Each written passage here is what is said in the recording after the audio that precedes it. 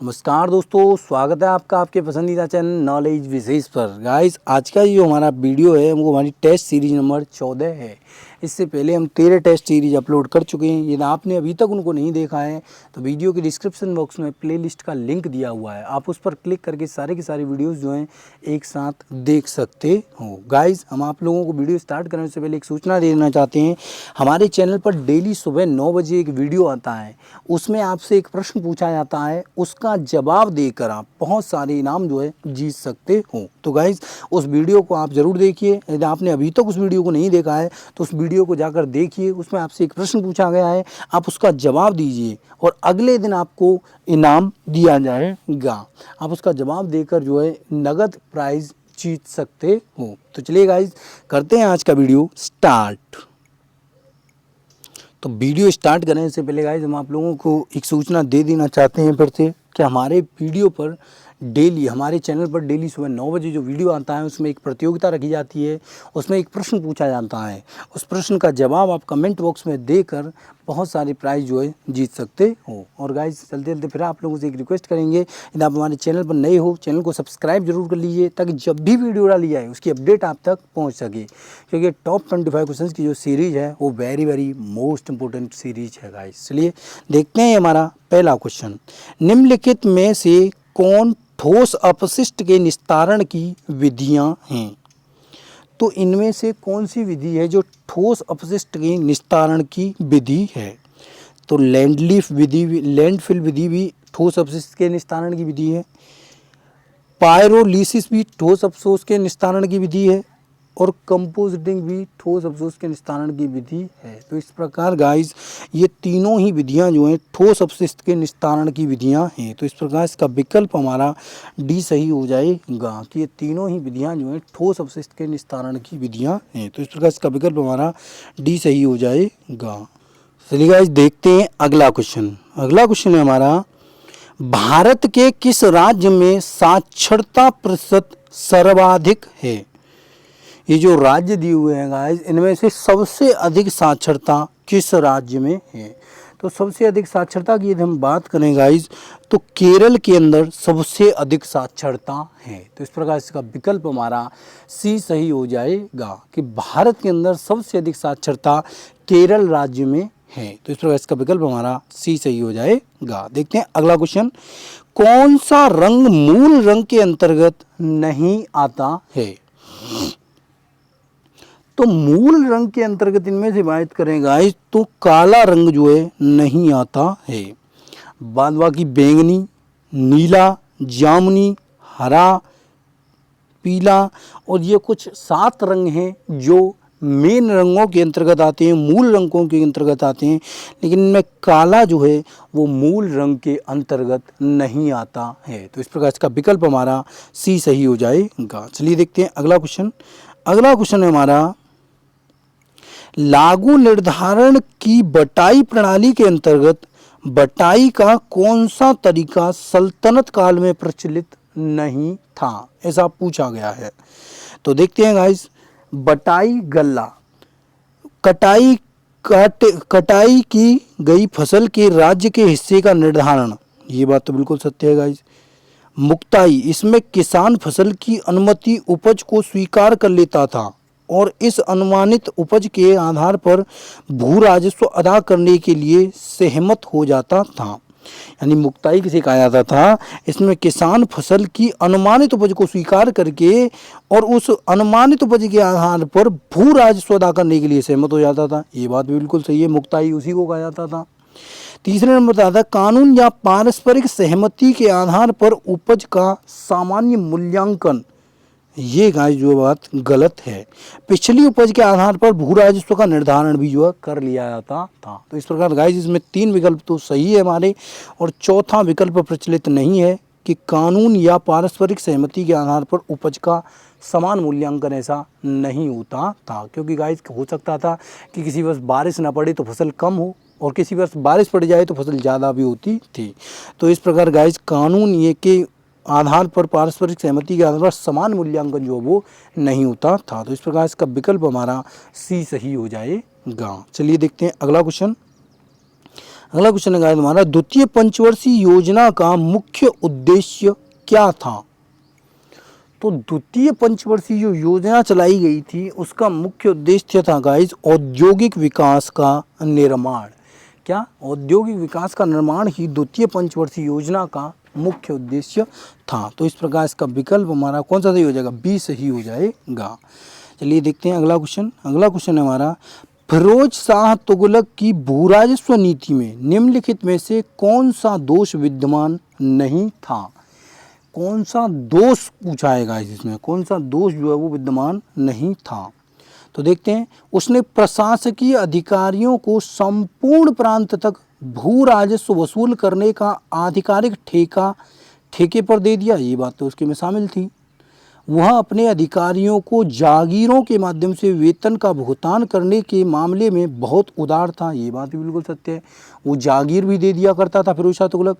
उसने ब्राह्मणों पर भी जजिया कर लगा दिया था। ये बात बिल्कुल गाइस बिल्कुल एकदम सत्य है। उसने एकताओं पर वंशानुगत अधिकार की मान्यता नहीं दी। तो ये बात गाइस उसके मामले में बिल्कुल गलत आती है। ये दोष जो है उसके में विद्यमान नहीं था। तो इसका जो आंसर हो जाएगा वो हमारा हो जाएगा डी सही हो जाएगा कि फिरोज शाह तुगलक ने भू राजस्व नीति में उसने एकताओं पर वंशानुगत अधिकार की मान्यता नहीं दी थी। तो इस प्रकार इसका विकल्प हमारा डी सही हो जाएगा। चलिए देखते हैं अगला क्वेश्चन। अगला क्वेश्चन है हमारा, वैधानिक तरलता अनुपात में वृद्धि का परिणाम क्या होता है? तो जो वैधानिक तरलता अनुपात है उसमें जो वृद्धि के परिणाम होते हैं वो होते हैं गाइस बैंकों के पास पैसा, सरकार को अधिक संसाधन की प्राप्ति और बैंकों की लाभदेयता में कमी। ये जो है वो तीनों ही परिणाम जो होते हैं। तो इसका मतलब इसका विकल्प हमारा सी सही हो जाएगा। चलिए देखते हैं अगला क्वेश्चन। अगला क्वेश्चन हमारा, निम्नलिखित में से कौन सा युग्म सुमेलित नहीं है? इनमें से कौन सा युग्म सुमेलित नहीं है गाइस? तो चाय जो है वो असम में सबसे ज़्यादा होती है। ये बात तो बिल्कुल सही है गाइस कि चाय जो है वो असम में सबसे ज़्यादा होती है। चावल जो है वो बिहार में सबसे ज़्यादा होता है। नहीं गाइस, ऐसा नहीं है, चावल पश्चिम बंगाल में होता है। रबड़ जो है वो केरल में सबसे ज़्यादा होती है और गेहूं जो उत्तर प्रदेश में सबसे ज़्यादा होता है। लेकिन चावल बिहार में सबसे ज़्यादा होता है। यही युग्म जो है सुमेलित नहीं है, क्योंकि चावल की मात्रा जो पश्चिम बंगाल में सबसे ज़्यादा होती है। तो इस प्रकार इसका विकल्प हमारा बी सही हो जाएगा। चलिए देखते हैं अगला क्वेश्चन। हनुमंत राव समिति की सिफारिशों किस उद्योग से संबंधित थी? Very most important question. अगर इसको कहेगा इस तो गलत नहीं होगा कि हनुमंत राव समिति की जो सिफारिशें थीं वो किसी उद्योग से संबंधित थीं? तो वो थी गाइस उर्वरक उद्योग से संबंधित थीं। हनुमंत राव समिति की जो सिफारिशें थीं वो किससे? उर्वरक उद्योग से संबंधित थी। तो इस प्रकार इसका विकल्प हमारा डी सही हो जाएगा। चलिए देखते हैं अगला क्वेश्चन। द इनसाइडर पुस्तक के लेखक कौन हैं? वेरी मोस्ट इंपॉर्टेंट क्वेश्चन है गाइस। तो द इनसाइडर पुस्तक के जो लेखक हैं वो हैं पीवी नरसिम्हा राव। कौन है? पीवी नरसिम्हा राव ने ही ये जो है पुस्तक लिखी थी। द इनसाइडर पुस्तक किसके द्वारा लिखी गई थी? पीवी नरसिम्हा राव के द्वारा लिखी गई थी। तो इस प्रकार इसका विकल्प हमारा सी सही हो जाएगा। चलिए देखते हैं अगला क्वेश्चन। माई लाइफ स्ट्रगल पुस्तक के लेखक कौन है? वेरी मोस्ट इंपॉर्टेंट पुस्तक है गाइस माई लाइफ स्ट्रगल। तो ये पुस्तक किसके द्वारा लिखी गई थी? ये सीमांत गांधी के द्वारा लिखी गई थी। माई लाइफ स्ट्रगल पुस्तक सीमांत गांधी के द्वारा लिखी गई थी। तो इस प्रकार इसका विकल्प हमारा डी सही हो जाएगा। चलिए देखते हैं अगला क्वेश्चन। निम्नलिखित में से किस सल्तनत कालीन फारसी इतिहासकार द्वारा लिखित ग्रंथ सुमेलित नहीं है? इनमें एक फारसी इतिहासकार दिया हुआ है और दूसरा एक ग्रंथ दिया हुआ है। तो आपको बताना है कि इनमें से कौन सा जो है सुमेलित नहीं है। तो देखते हैं गाइस।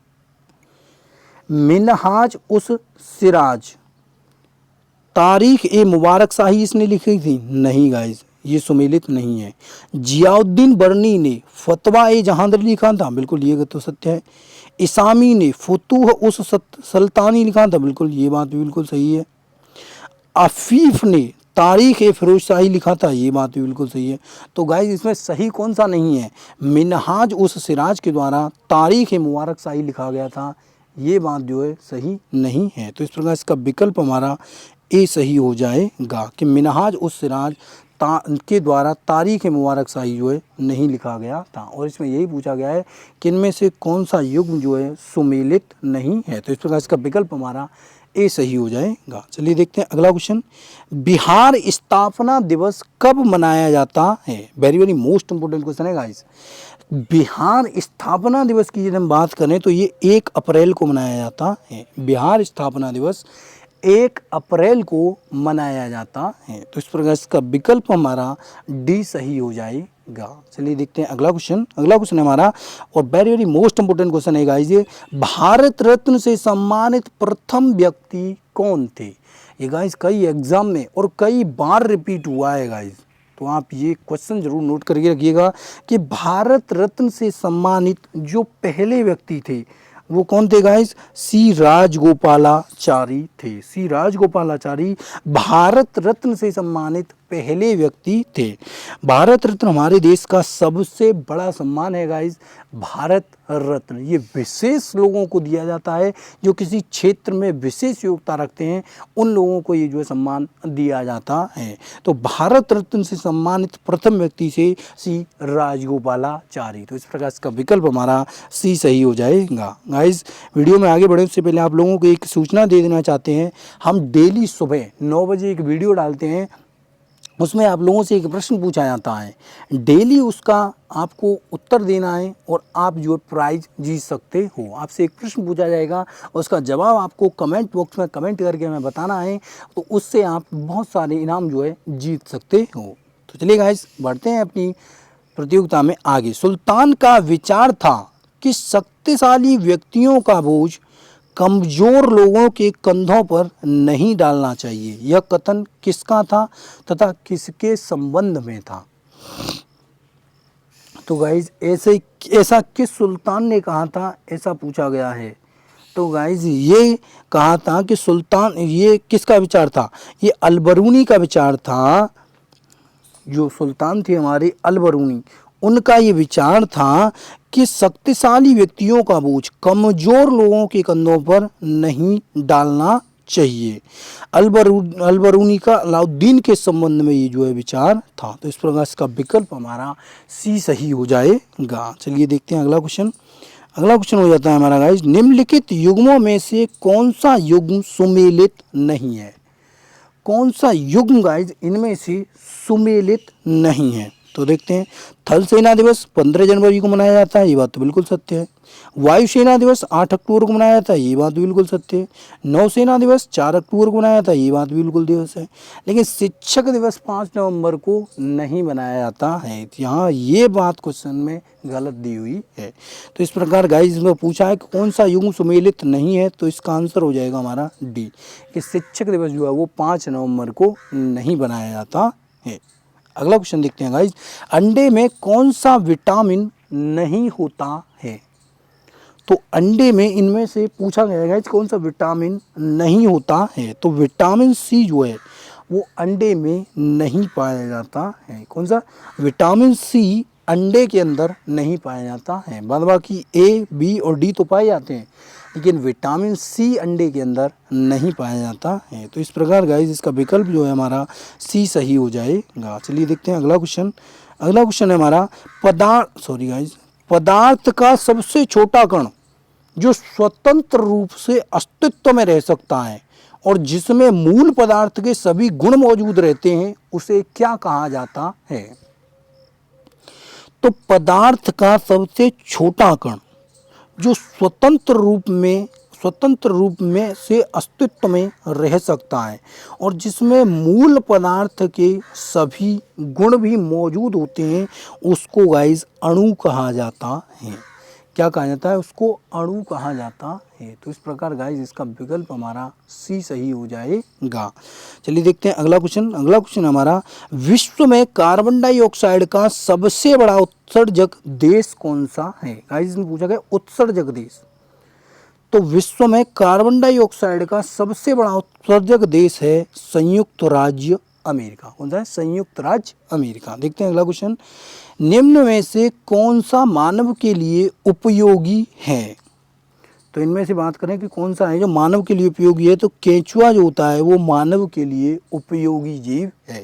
तो इस प्रकार इसका विकल्प हमारा बी सही हो जाएगा। चलिए देखते हैं अगला क्वेश्चन। अगला क्वेश्चन हमारा, निम्न में से कौन सल्तनत कालीन कर नहीं था?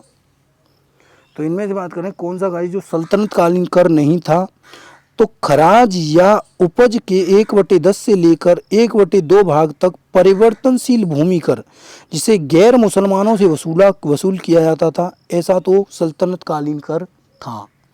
जजिया को केवल गैर मुसलमानों से ही लिया जाने वाला व्यक्ति कर माना जाता है, ये बात भी गाइस बिल्कुल सत्य है। खुम्स या युद्ध के लूट का 1/5 भाग भी लिया जाता है, ये बात भी बिल्कुल सत्य है।